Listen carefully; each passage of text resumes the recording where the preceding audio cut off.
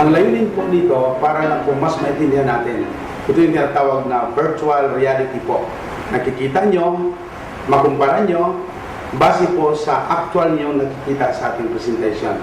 Nang imagine lang po natin na itong baso, ito yung katawan natin, no? At according to science, no? According to some studies, 75% sa ating katawan ay fluid or tubig. This is the scenario po. Tingnan natin. Pag ito yung katawan natin, at ganito din po tayo kalinis nung tayo ay mga bata pa po. Meron tayo dito tinatawag na substance, we call this betadine. Alam naman po natin yung betadine extraneous only po, no? Hindi ito pwedeng inumin. Okay? Toxic substance po ito. Meron siyang some substance na lason po para patayin na yung bakterya sa sugat. Panglinis lang po ito. Ito lang po gamitin lang natin para lang po mas maintindihan yung ating presentation. Sinabi po kasi natin, ang itong vitamin C natin ay detoxifier po. So, gagamitin ng sample ng toxin, no? For example po, ganito tayo kalinis natin mga bata pa. Pero nang tayo ay nagkaedad na po, mahilig natin sa mga ready-made foods, you know? Yung sinasabi nating mga instant preparation, instant cooking, instant noodles, sample po. Mahilig tayo sa noodles. Masarap po yun. Wala naman nagsabing hindi yun masarap. Tama, pero gutom tayo. Rush hour po. Kung natin ibang maisip, kundi yung mga pagkain na may mga preservatives po yun. Tingnan natin. Pag ikaw ay mahilig sa pagkain na may mga chemicals, preservatives, ito pong mangyayari. Wala tayong protection sa katawan, ito po nangyari sa atin, no? Nagkaroon tayo ng mga tinatawag nating mansa sa ating katawan, mga toxic substances, mga free radicals, no? Noodles, tocino, embutido, preservatives, coloring, mga chemicals po, no? Kahit ano na lang po pumapasok sa katawan natin.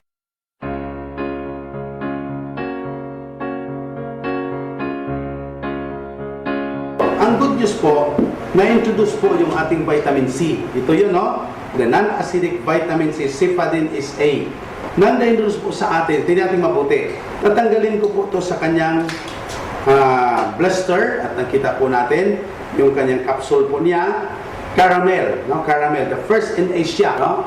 Ibig sabihin po, napaka-high quality. Hindi lang po yung vitamin C, kundi yung ating capsule po, no? Caramel. Soluble po, ang daling matunaw nito. Pag inom natin, kunting circulation lang po, tunaw na siya at ma-absorb siya sa buong parte ng katawan. Ngayon po, ito, no, bubuksan lang po natin to para makita nyo yung kanyang laman. This is crystallized powder. Kung quality po ang pag-usapan, napakaganda pong quality ng ating pulto. Kunwari, uminom ka. Kaya nakita nyo po, pagpasok sa katawan natin, madali po siyang matunaw, no?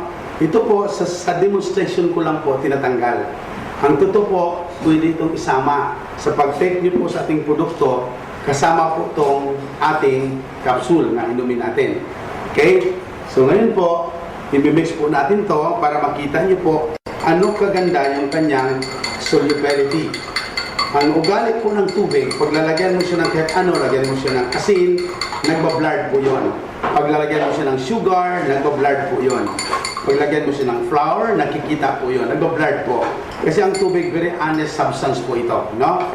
Kita niyo po, now, habang minimix po natin to, napakaganda, no? Natutunaw siya. Okay, nakita niyo po, 100%, wala kang makikita, kahit i-close up po to, makita niyo na napaka-clear po, transparent po ito, no?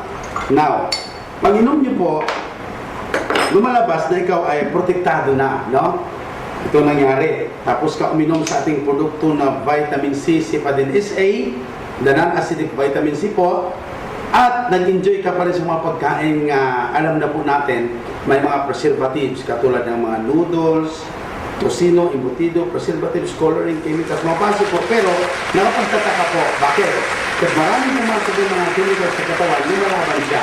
Nandun si tocino, embutido, na-stress ka, napaganda po.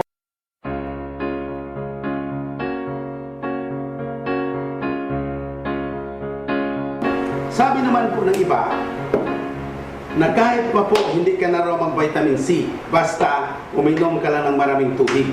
Naka-cleanse po ba ang tubig? Tama po yon. Ang tawag doon, ano?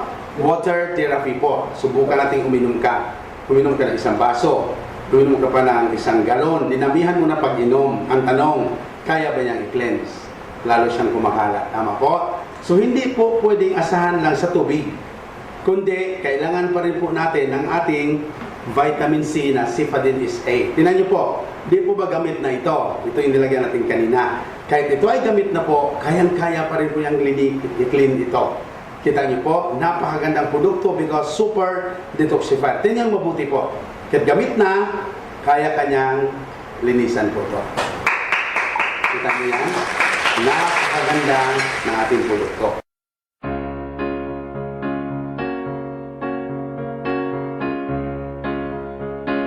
Ito po yung common po natin nabibili sa mga butika po. Okay? So, habang dinudurog po yon, ilagay po natin siya doon sa baso, no? At ngayon, makita nyo po, pag nilagay po siya, meron tayong mapapansin po, unlike po kanina, no? Na nang nilagay natin po yung acidic vitamin C or known as ascorbic acid po, medyo nakakalungkot kasi may makita kang lumulutang po, no? Meron siyang binders, residue, meron siyang mga lumulutang na ang alam ko po hindi siya masyadong maganda pag nakapasok na rin po sa ating katawan. Ito may mga binders. May mga health hazard po ito, no? Medyo pahirap din po sa liver natin. Na ngayon po, comparison naman ginagawa natin para meron kayong pagkumparahan, no? Ito, tingnan po natin itong ating produkto. Sasabi ko kanina, ito yung ating product, ito yung ating vitamin C. Yung capsule po nito ay Vegicap Plus, no? Ibig sabihin po, high grade, super quality ang ating vegetable capsule. First in Asia po ito. Okay? So tatanggalin ko ulit sa kanyang nilalagyan at makita nyo po yung crystallized powder. Napakagandang quality po, no? Tinatanggal ko lang para makita natin yung kanyang laman, no? Ngayon po, as I mix this, no? Napakaganda kasi po, kunting mix mo lang or pag inom po natin, kunting lakad-lakad lang po natin, habang nag-circulate yung dugo natin, ito ay madaling matunaw. 100% po. Soluble po siya. So madali siyang makapasok or magpang...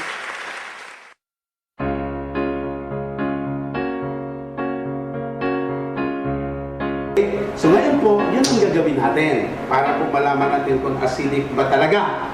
Totoo bang acidic yung ascorbic acid na sinasampol natin kanina. Okay? Tingnan niyo po. Pag itong alkaline tester, ipatak ko dito, nag-turn yellow po ito, ibig sabihin ito ay acidic po. Nakita nyo? Anong kulay po? Yellow. So, ibig sabihin ito ay acidic po to, no? Ngayon naman po, itong ating produkto, vitamin C, Cefadin is A, sodium ascorbate po, i-check po natin kung ito ay mag-yellow, ibig sabihin acidic po pala ito. Pag ito naman po ay nag-blue, ibig sabihin po ito ay alkaline po. Nakita niyo po? Ito ang plakapan natin nyo.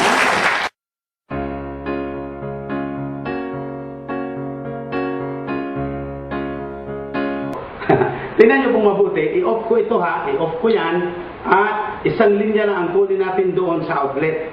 At yung isang linya dito natin kukunin sa ordinary water, no? Wala siyang minerals, walang electrolytes.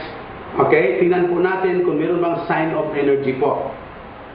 So wala, no? Kita nyo po, ordinary water. So wala ka nakitang sign of energy, wala siyang electrolytes or mineral or ions, no? Now, tingnan po natin yung tinatawag nating acidic vitamin C, yung in-explain ko kanina, no? Tingnan po natin. Kung meron ba siyang maitulong or maibigay na energy or electrolytes po. Tingnan natin. Oh, meron po ba? Nakita nyo po. The sign of energy. Ngunit kung tingnan nyo po, minimal, no? Bakit po? Kaya, hindi po kasi ito 100%. Meron po siyang mga binders, residue. So, kunti lang po ang kanyang tinatawag na electrolytes, no? Ngayon, ito pong ginawa natin, comparison man lang po.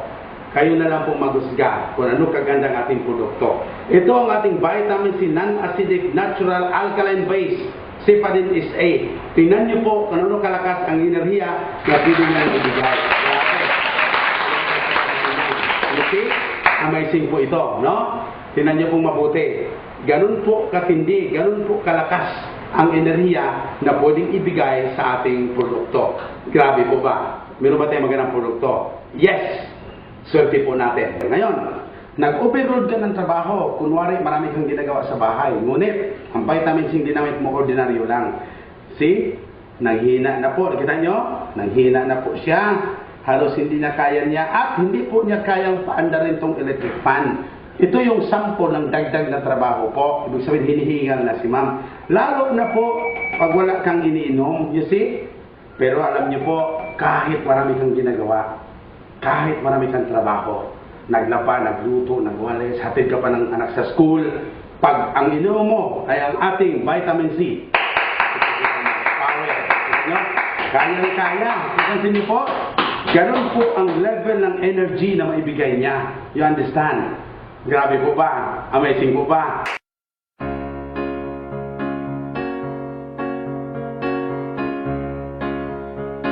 Tingnan niyong mabuti kung ano mangyayari pag ikaw ay acidic, kung ikaw to, at uminom ka ng ating amazing vitamin C. Okay? Cephadin is a non-acidic, natural at alkaline base po ito. Okay, tanggalin natin sa shell at lalagyan natin. Kunwari, ikaw yung acidic at uminom ka. Ano nangyari po? Kayo ganun pong resulta. Napansin niyo po, napakaganda ng ating produkto. Malabas po yung mga acid sa katawan natin. Dahil po sa ating produkto. Pwede ba palakpakan? So, at the same time po, yung ating capsule, yung ating shell. Okay? This is fiber, caramel. Okay? Vegetable capsule, V+. Pfizer po ito gawa sa USA.